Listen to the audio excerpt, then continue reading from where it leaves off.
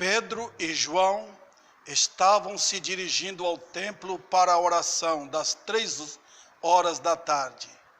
Estava sendo levado um homem coxo de nascença, que diariamente era colocado à porta do templo chamada Formosa, para pedir esmolas aos que entravam.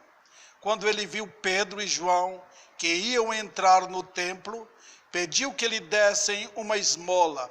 Pedro, fitando-o juntamente com João, disse: olhe para nós. Ele os olhava atentamente, esperando receber alguma coisa. Pedro, porém, lhe disse: não possuo nem prata nem ouro, mas o que tenho, isto lhe dou. Em nome de Jesus Cristo Nazareno, levante-se e ande. E pegando na mão direita do homem, ajudou-o a se levantar. Imediatamente os seus pés e tornozelos se firmaram. E dando um salto, ficou em pé, começou a andar, entrou com eles no templo, pulando e louvando a Deus. Todo o povo viu o homem andando e louvando a Deus, e reconheceram que ele era o mesmo que pedia esmola, assentado à porta formosa do templo. E ficaram muito admirados e espantados com o que lhe tinha acontecido. Podeis assentar. Nesta manhã eu quero pregar para vocês sobre a diferença entre o falso e o verdadeiro evangelho. Os irmãos sabem disso, porque os irmãos têm acompanhado as mensagens que temos pregado aqui, e podem perceber, se vocês têm tido experiência com a palavra de Deus na vida, cada dia, vocês podem ver que estamos vivendo num emaranhado de mentiras e confusão religiosas em nossos dias. Às vezes eu assisto aqueles programas, aqueles filmagens, né, sobre como você pode sobreviver numa floresta, em qualquer lugar. E às vezes aqueles que ensinam como passar de uma caverna para abreviar o caminho. E eles entram numa caverna escura tremendamente até descobrir a saída. Na caverna eles têm que levar tochas para saber por onde estão pisando, ver buraco, ver perigos tremendos, cobras e outras coisas. Eu acredito que nós estamos passando agora por essa caverna tenebrosa nesses dias. Eu não tenho dúvida, irmãos, que é nosso inimigo, Satanás, que procura confundir a mente de todos. Aqueles que contentam com qualquer coisa, não vão querer ter o trabalho de distinguir entre o falso e o verdadeiro. Qualquer coisa serve. Eu sempre lembro do ouro do tolo, né? Quando muitos americanos foram atrás do ouro, pensando em muitos lugares que era ouro, era chamada birita, ouro de tolo. Parece, mas não é. E hoje está assim. Ao invés de procurar o verdadeiro ouro de Ofir, o puro ouro celestial, eles não querem ter o trabalho. Qualquer coisa serve. Mas eu quero tomar esse episódio aqui de Atos 3, a fim de mostrar, irmãos, nesse episódio, o verdadeiro evangelho mostra ser do céu e não da terra. O que temos na Bíblia vem do céu. O que está sendo pregado hoje vem da terra. E aqui temos a história do coxo de nascença. A primeira lição que o texto nos mostra sobre o coxo de nascença é que a situação física dos homens, um nasce coxo, outro nasce cego, outro nasce com problema na mão, outro nasce com problema de mudez, e assim, cada um dos seres humanos sempre tem um probleminha. Ou ele aparece externamente, ou tem internamente. Todos têm. Mas notem, queridos irmãos, a situação física é apenas uma pequenina demonstração do que o pecado fez em nós. Então, quando você vê alguém com problema físico, eu já vi demais. Pessoas aleijadas com coisa terrível. Eu vi isso quando estava em Vitória da Conquista e em outros lugares da Bahia. Mas notem, irmãos, é o que o pecado fez. Nós olhamos para isso, nós olhamos para alguém aleijado, ou em qualquer outra situação, isso é normal. A Bíblia diz, não é normal.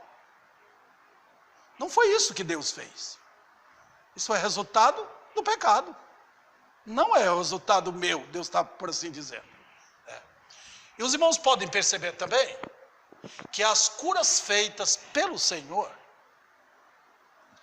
e pelos apóstolos, aquelas curas não tinham como objetivo mostrar que nós devemos fazer curas. Ontem eu e minha esposa passamos em São Pedro, estive com minha irmã mais velha, Noemi. Ela está completamente cega, completamente. Deu problema na vista e cegou ambos os olhos. Então, quem sou eu para chegar ali? Deus restaura a vista da minha irmã. Por que Jesus fez aquelas curas? Por que os apóstolos fizeram? E por que tiveram muito mais pessoas, milhares de pessoas enfermas, que Jesus não as curou? Até para Timóteo, Paulo escreveu dizendo, toma um pouco de vinho por causa das tuas frequentes dores de estômago. Porque de distância, à distância Paulo não orou por ele. Olha, irmãos, eu respondo aqui. As curas feitas pelo Senhor e pelos apóstolos, preste atenção aqui, tinham como objetivo mostrar como será o homem crente na ressurreição. Por exemplo, se eu curasse minha irmã ontem, lá em São Pedro, Davi orou em nome de Jesus e eu fiquei curada. Mas depois ela morreria novamente. De qualquer forma a morte viria e ela perderia a sua vista, inevitavelmente, com a morte. Então, queridos irmãos, o objetivo das curas na Bíblia não é para perpetuar isto, é para dizer que após a ressurreição, os crentes terão corpos perfeitos. Nunca mais teremos esses problemas.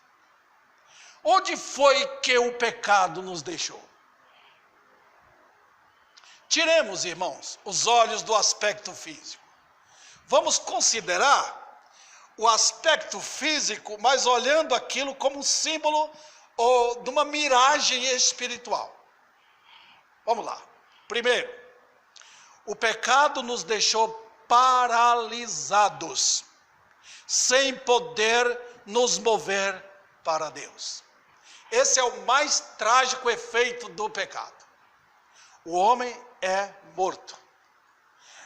Não há um ser humano, a não ser que ele seja crente em Cristo, que pode mover uma unha em direção a Deus. Não tem, queridos irmãos. É igual o defunto. Você chega para o defunto, ele não vai chegar para você. Você aproxima dele, mas ele não vai aproximar. Você pede para ele abrir os olhos, ele não vai abrir. Você pede para ele ouvir alguma coisa, ele não vai ouvir.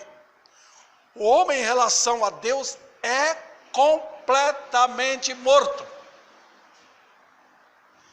E os irmãos sabem que na morte física tem todo defeito. Você pode pegar um morto que está com problema, teve um acidente, quebrou a boca, alguma coisa assim. Os que trabalham com mortos, eles deixam bem arrumadinhos, parece que a pessoa não teve nada. Mas notem, irmãos, o homem morto, ele é cego. Ele não vê a glória de Deus. Não. O alvo de Deus é a glória dele. Quando a pessoa é morta nos seus pecados, ele não consegue ver. Ele é um cego. Ele não vê o poder e a glória e o brilho, as riquezas, a magnificência de Deus, não consegue ver. Outro detalhe, ele é mudo. Ele fala de futebol, ele fala de dinheiro, ele fala de política, ele fala das coisas mundanas daqui. Mas ao abrir a boca, ele não consegue abri-la para falar de Deus, da glória dele. Ele fala de Deus, que Deus os abençoe, ore por mim, ele fala isso.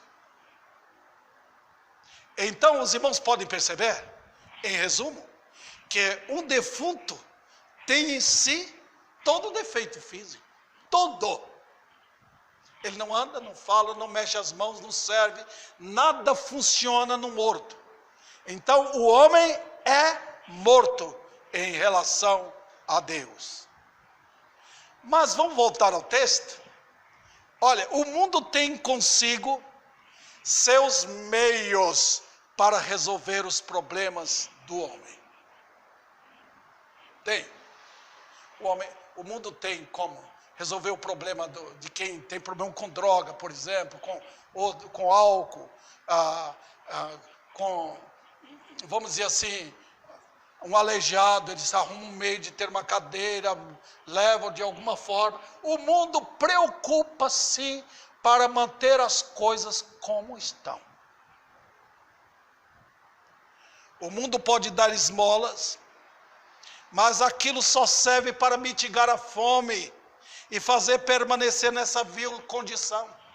Você dá um prato de comida para uma pessoa faminta, à tarde, à noite ele está com fome novamente.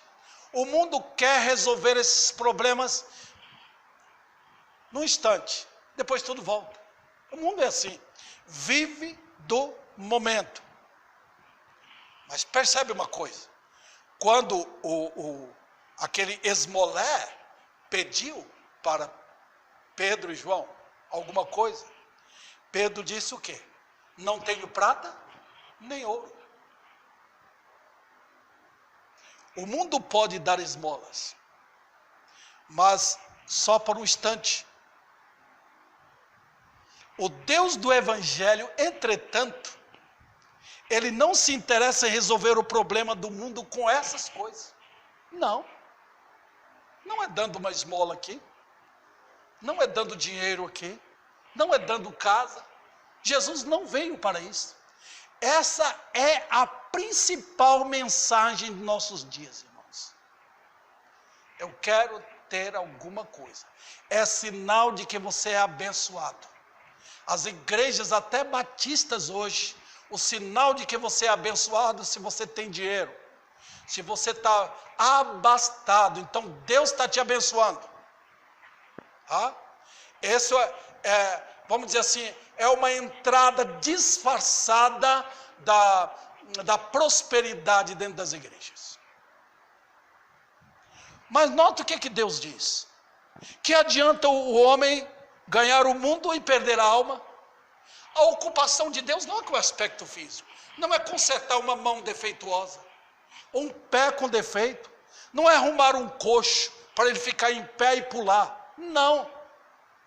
Quando o Senhor enviou seus servos, irmãos, lembram o capítulo 10 de Mateus? Quando Jesus pegou aqueles 70 discípulos e os mandou de cidade em cidade, de 2 em 2. Ele falou o quê? Não leveis consigo nem prata nem ouro. Leva apenas o que é necessário. Nota, ele não colocou dinheiro no bolso. Olha, quando você estiver vendo o esmolé aí, dá R$1 para eles.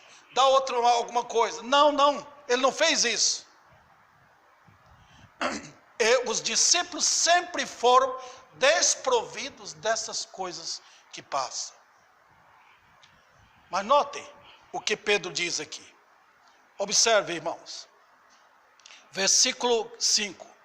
Ele os olhava atentamente, esperando receber alguma coisa. Pedro, porém, lhe disse: não possuo nem prata, nem ouro. A resposta do mundo vai falar a mesma coisa. Olhe para nós. Pedro falou, olhe para nós. O mundo diria, eu tenho prata, e tenho ouro. Pedro disse, nós não temos prata e nem ouro. O mundo procura respostas inúteis através dos falsos mestres. Os falsos mestres dizem, temos prata e temos ouro. Pode confiar em nós. Deus vai te abençoar. Deus vai te dar a casa dos teus sonhos. Deus vai te abençoar financeiramente. Pode trazer seus dízimos. Pode trazer seu dinheiro, que Deus vai abençoar. Nota o que Pedro diz. Não temos prata nem ouro. Está vendo aqui? Os falsos mestres dizem o contrário. Lembre bem, irmãos. Satanás nunca pode dar. Ele só pode tomar. Satanás não tem nada para dar. Nada. Ele é o príncipe do mundo, mas ele não é o dono do mundo. Prata e ouro pertencem a Deus. Ele vai tomar. Quando ele dá com a mão direita, é porque ele tem uma faca na mão esquerda. Olha, irmãos, o mundo procura extrair maliciosamente toda a prata e todo o ouro dos homens. Para os mundanos em Jerusalém, ver aquele pobre homem era normal. Deixa o homem na situação que ele está, pode deixar. A gente passa, dá um dinheirinho para ele, vai comer hoje e vai ficar assim até a morte. Não mexam com ele. O mundo gosta disso. O mundo também procura resposta inútil por meio dos seus poderosos. Nós sempre estamos olhando para o mundo, para o prefeito da cidade, para aquele homem que é rico, que pode nos dar um emprego, para os governadores dos estados, para os deputados, para os vereadores, para os senadores, para o presidente da república. Nós sempre estamos direcionando nossos olhos, nossa esperança para um mundo melhor, olhando assim para o mundo, para aqueles que estão no poder. Mas notem, queridos irmãos, o mundo procura a resposta inútil nas paixões e nos prazeres. Mas os homens continuam na mesma condição, não mudaram. Eles estão paralíticos, cegos, mudos, surdos, mortos no tocante a Deus. Tem um mundo melhor do que hoje? Todo mundo tem carro. Nós viajamos essa semana, as estradas estão superlotadas de carro. Todo mundo tem. Todo mundo tem dinheiro para passear, vão para as praias, vão para os seus banquetes, ninguém mais cozinha em casa, vão para os restaurantes, gastarem seus dinheiros. Eles estão assim. Mas o mundo mudou? Não. Continua o mesmo. Os homens continuam paralíticos, cegos, mudos, surdos no tocante a Deus, mortos. Agora eu pergunto, o que os religiosos puderam fazer por aquele coxo? Nada. O que os poderosos de Jerusalém puderam fazer por aquele coxo? Nada. O que o homem pode fazer pelo homem? Nada. A Bíblia até adverte. Maldito o homem que confia no homem e faz da carne mortal o seu braço. O que as riquezas podem fazer pelo homem? Se aquele homem tivesse dinheiro, por assim dizer, no banco, se ele ganhasse milhares todo dia, resolveria o problema dele? Tiraria ele da condição de um coxo e paralítico? Não. O que ele vai levar consigo? Nada. Pedro daria esmola e era para ele, João, mostrar atos de bondade em favor daquele homem. Pedro facilmente poderia ter alguma moedinha, por assim dizer, e dar para ele. Multidões passavam ali, podia ganhar muito bem. A luta do mundo, repito, irmãos, aqui, a luta do mundo é manter as coisas como elas estão. O mundo não pode mudar. Vamos para a resposta do Evangelho.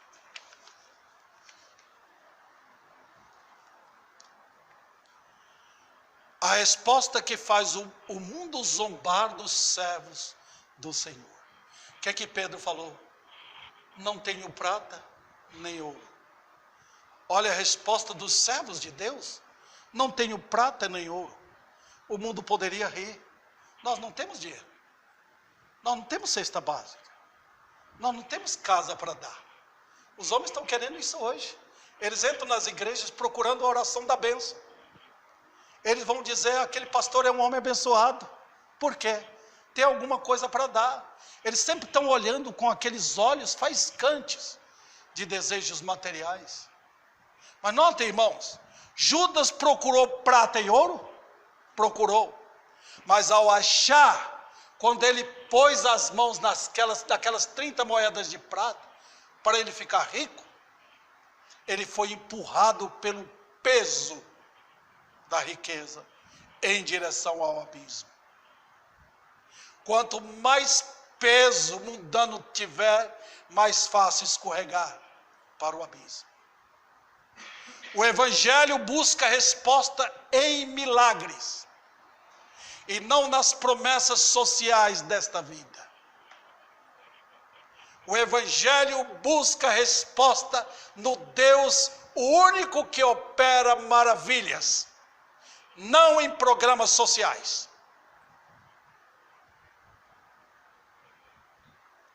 Todos poderiam compartilhar diariamente das provisões com aquele coxo. Qualquer um que saísse de casa lembraria daquele coxo na Porta Formosa. Eu vou levar um real para ele. Outro também diria, se alguém dissesse, eu não tenho dinheiro, mas vou levar um pedacinho de pão para ele. Ajudaria o pobre, coitado.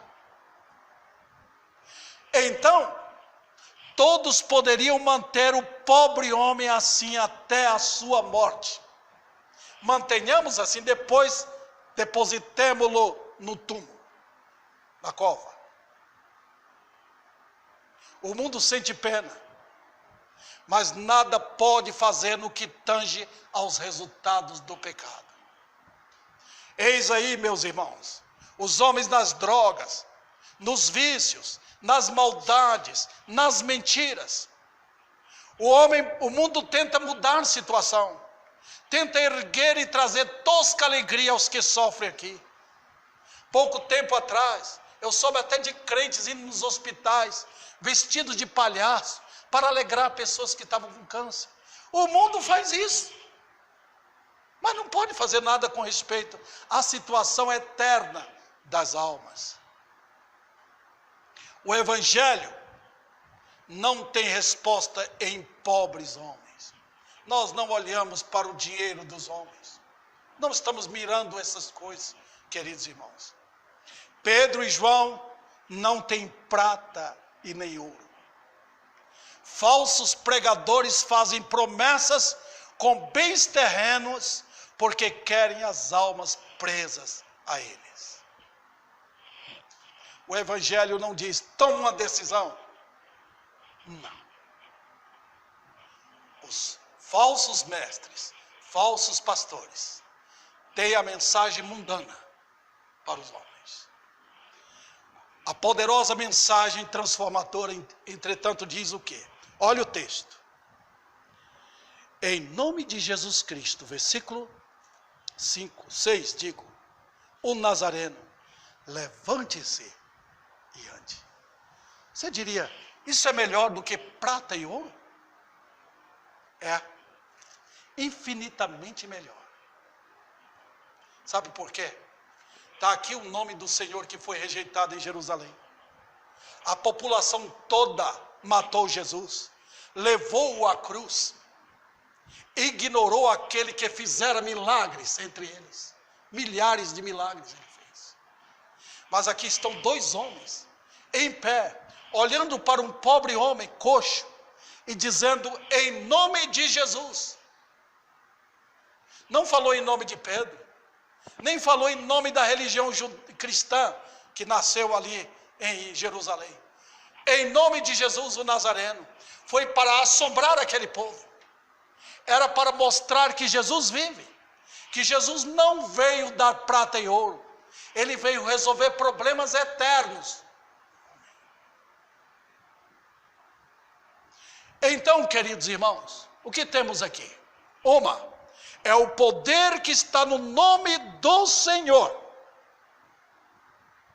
O Evangelho que eu prego e que os verdadeiros pregadores pregam em suas igrejas, que homens de Deus pregaram no passado, tem um nome nesse evangelho: em nome de Jesus.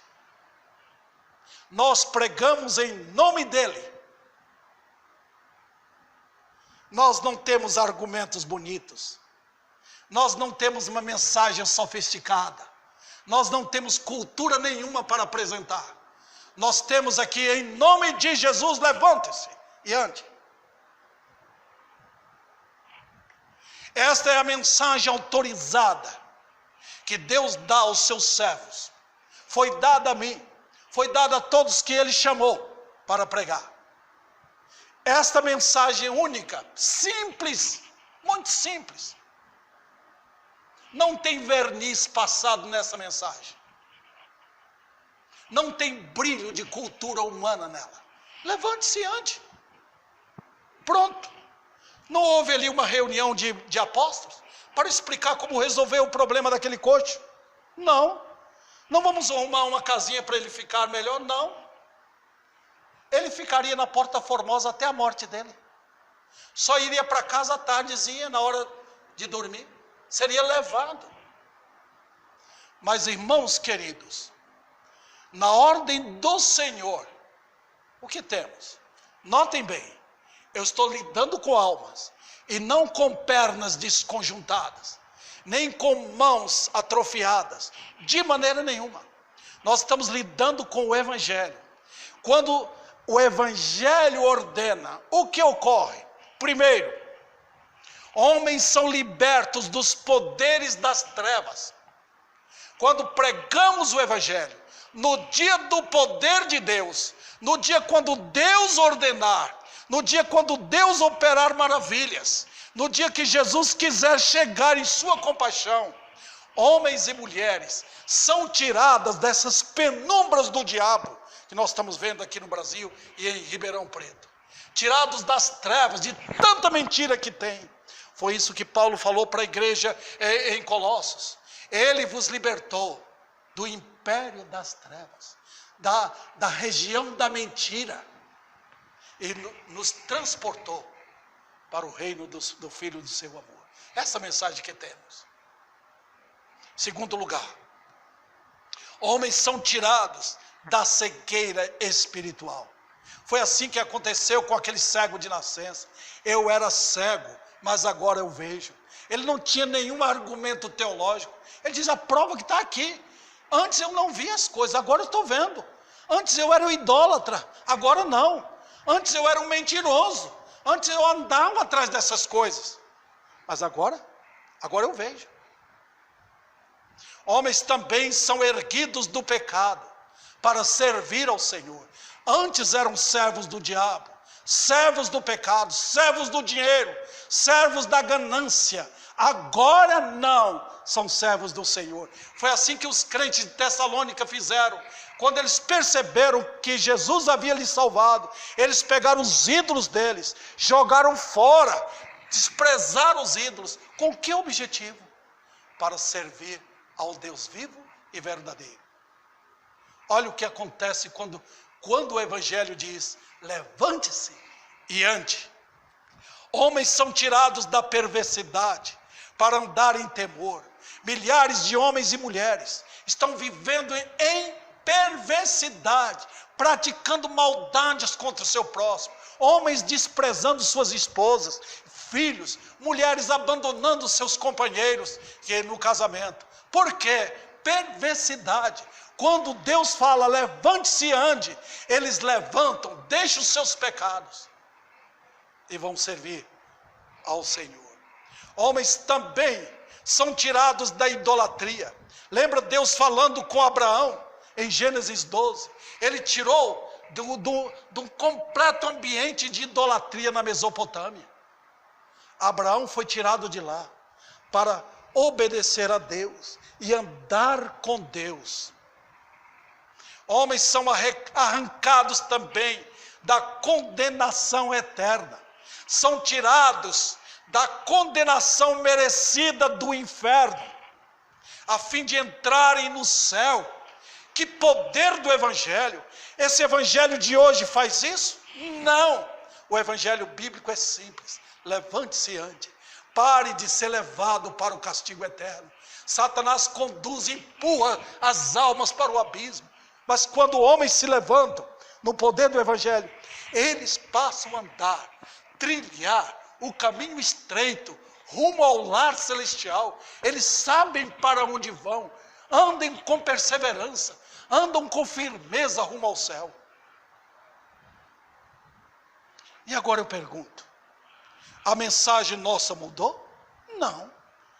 Deus atualizou a mensagem dele? Não. Deus quer um confronto diferente da pregação? Não. A mensagem é a mesma, irmãos. Levante-se ante. Nós não temos outra coisa.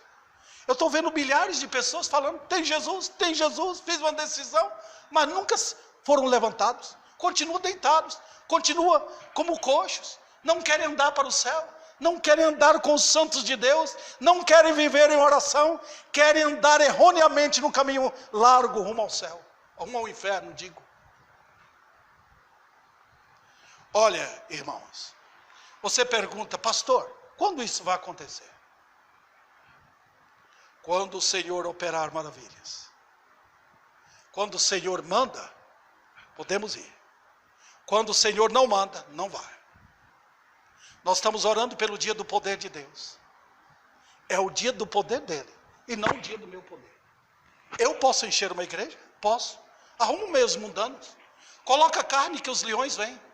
Coloca os trajes mundanos que os mundanos vêm. Mas quando colocamos os pastos verdejantes, são para as ovelhas. Nós não enfeitamos os homens com doutrinas. Não. Eles vão colocar no nariz deles e vão fuçar a lama do pecado com as doutrinas bíblicas. Nós não fazemos isso.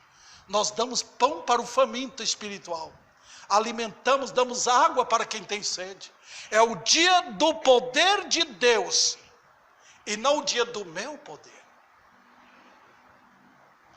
Esse é exatamente o propósito do evangelho. Esta é a mensagem. Eu quero perguntar, essa mensagem, levante-se ante, levantou você? Você está levantado para seguir o Senhor? De coração? O evangelho levantou? Ou você está caído? Com medo? Temendo os homens? Querendo agradar gregos e troianos? Querendo agradar a si próprio? Ou você foi erguido no poder de Deus? Habita em você o Espírito de Deus? Ou você está tímido? Se isso não ocorreu, faltou o poder do evangelho. Nenhum homem, não tem poder, nem Pedro, nem João, nem Davi, ninguém, que possa erguer um homem para andar para o céu. Não tem. É o poder de Jesus, o Nazareno, o Rei da Glória, que pode fazer isso. Vamos ficar em pé.